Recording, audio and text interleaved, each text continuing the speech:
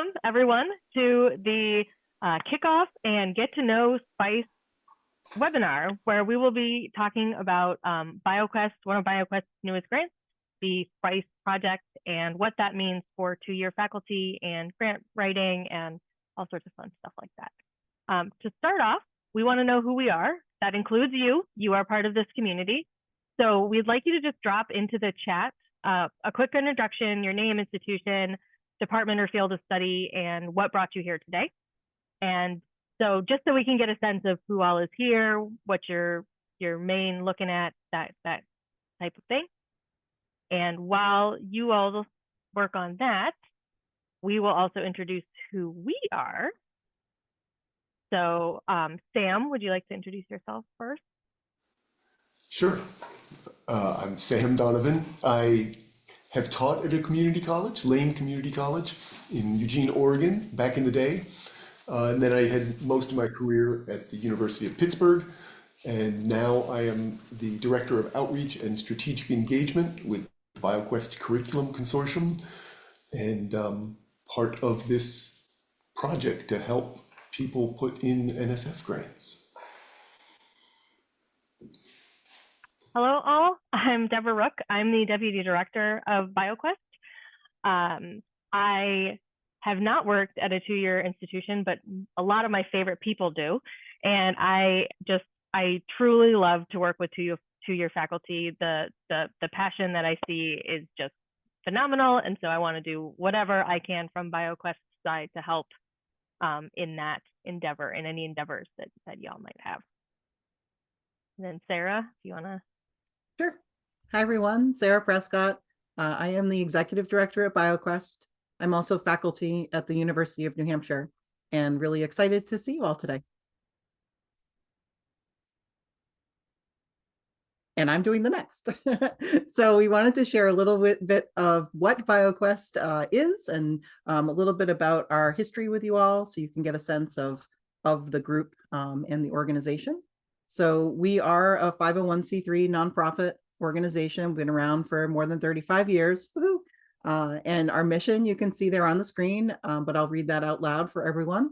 We are a transformative, collaborative community, empowering educators to drive innovation in STEM education for all students. We provide unique professional development opportunities for faculty and future faculty, extensive support for a wide range of joint projects, and a community that has the broad aim of student success in STEM. We work together to foster the continued development of each member of the community and to promote their success. And you can see a couple of quotes on the right-hand side, a little bit about us, and we have been recognized as a community of transformation. You can see the reference there and that book that went through a variety of different communities of transformation that they identified. So I think that's my role. Happy to turn that back over to Deb. Thanks, Sarah. So just so you know who we are, who is bringing this project to you. So what is SPICE? So SPICE stands for Supporting Proposal Incubation and Creation for Educators at Two-Year Institutions. And who belongs in SPICE? Everybody, any two-year faculty, we are happy to have in this community. If that means that you've already submitted a proposal to ITYC, which we'll talk about in a minute, or you want to propose something this year, or you think maybe someday you might be up for proposing something to the NSF, or you're just interested in engaging more with STEM education reform, and you know that this is a community where we'll be working on those types of things. We want to bring together a community of two-year faculty who are dedicated to STEM education reform, and from that, we will be growing out grant proposals. So we have three main themes in the SPICE world. Enigmatic NSF Culture. Oops, sorry. The educational reform as a group effort, and institutional and administrative capacity.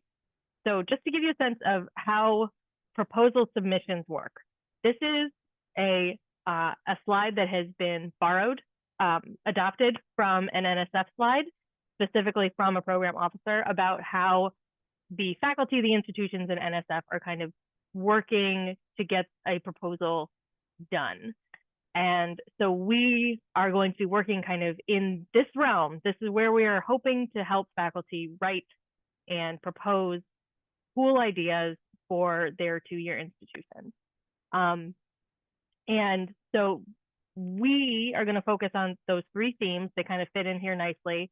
The enigmatic NSF culture. I have also added here another arrow because I thought that this one was missing, because faculty are definitely connecting with the NSF. For instance, the program officers of the programs at NSF are really happy to hear from you and would really love for you to talk to them before you propose.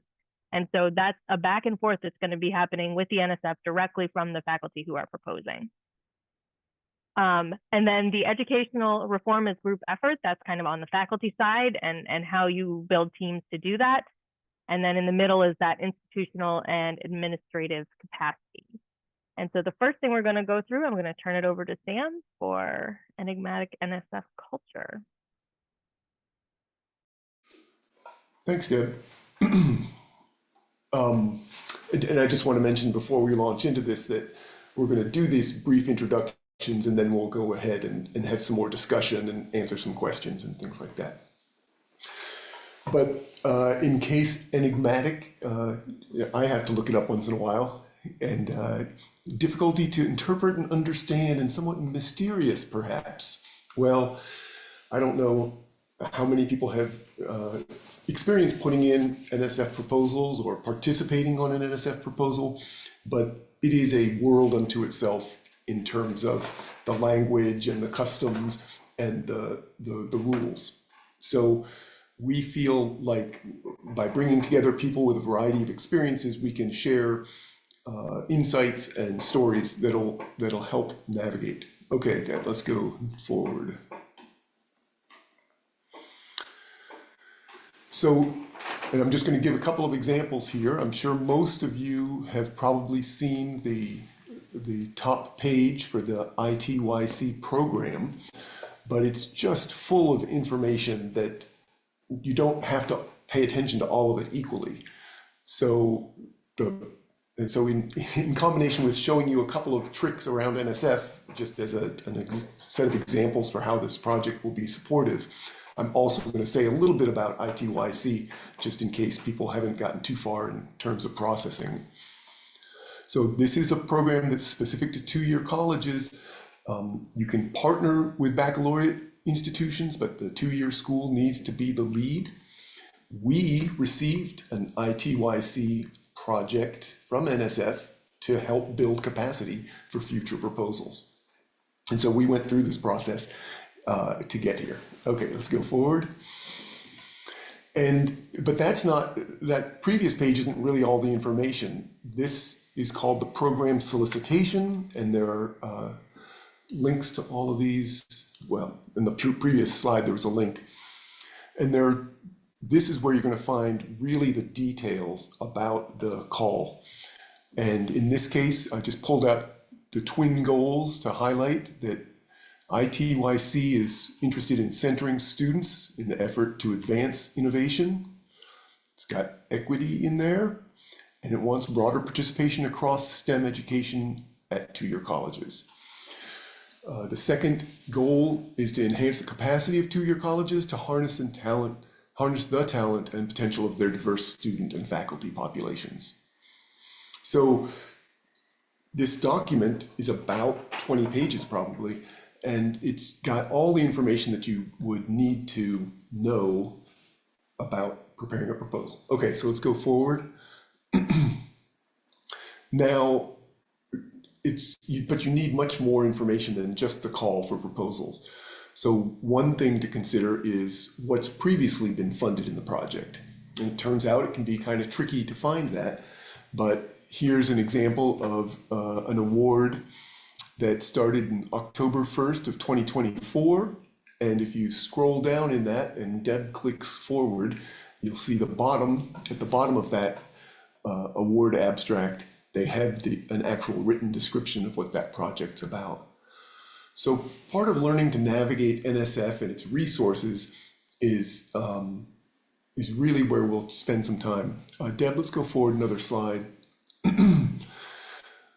So this is again a slide borrowed from an ITYC NSF presentation, and it just emphasizes again that there are a couple of different tracks. So within a call, there can be different funding levels for different size projects. But beyond sort of traditional grants, there are also planning projects, which is a whole nother format to follow or a different set of expectations and budgets, and workshops and conferences. So there's really a lot to think about and explore when you're beginning to look at a call for proposals, and specifically the ITYC in this case. Let's go forward again, Deb.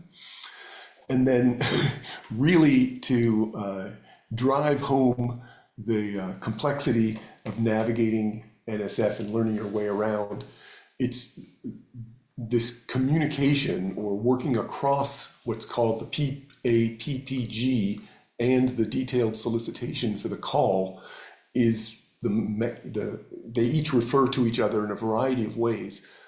So you have to work across these two documents, and so you've got the PAPPG is very big and messy, and 90% of it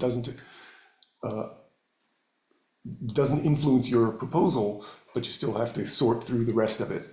So trying to address some of the challenges here would be one of those topics that we can address in the Enigmatic NSF section of our work.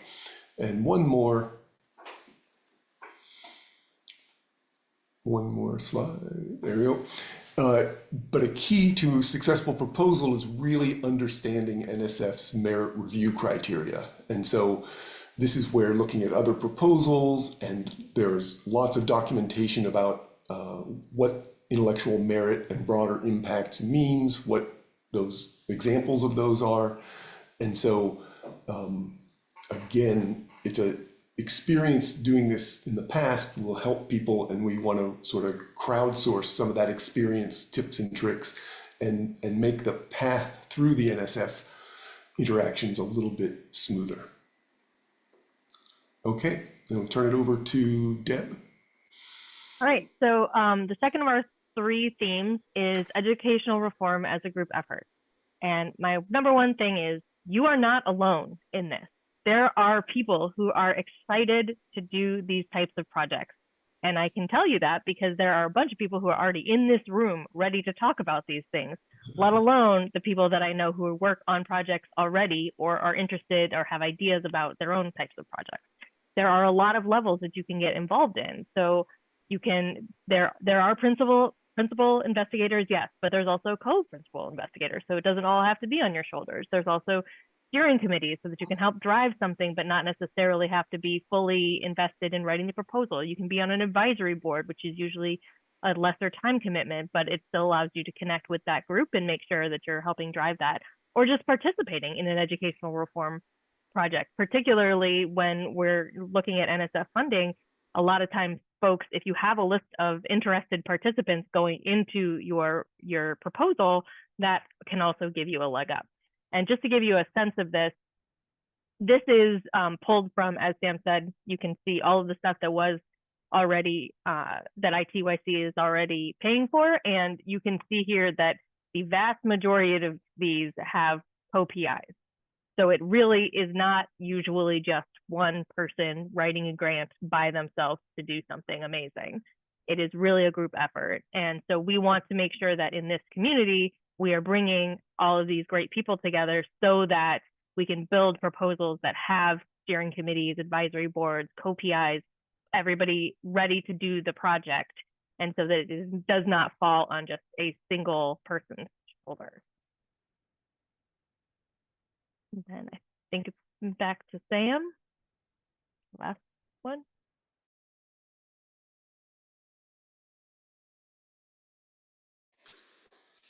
So the middle section of that graphic that we repurposed from NSF about the proposal process is the institutional section, right? NSF is trying to make a contract with an institution, and then you're named as the sort of executor of that contract in a way. But your institution, if you are going to be a PI on a project, principal investigator, that institution is going to have to essentially sign off on the proposal and have a connection with NSF that's a little bit legalistic. And we can't come to institutions and sort of negotiate that, but we've all done it in a variety of places. And so we have some suggestions. So if you want to go to the next slide. So, you know, in a large research institution, you might have entire offices that are dedicated to supporting faculty, writing grants and preparing their budgets. At the University of Pittsburgh, we had pre-award services, which was the proposal process, and then post-award services, which was the keeping track of the accounting and all the reporting and things like that. And so oftentimes at smaller institutions or institutions with less federal contracts for research, there really might be breaking some new ground here. So you're going to have to be able to collaborate with different offices at your institution to be a PI. And we have some strategies for getting those conversations started, some easily avoided pitfalls. And these would be sorts of activities and resources that we'll be sharing in the community. So it really doubles on Deb's statement of you can't do it alone. You can't, right? You're gonna have to have support from an institution perspective as well. Okay, what's next? Great. So I'm just going to pause here because we did just throw a lot of information at you. So before we go into our discussions, I'm also going to turn off the recording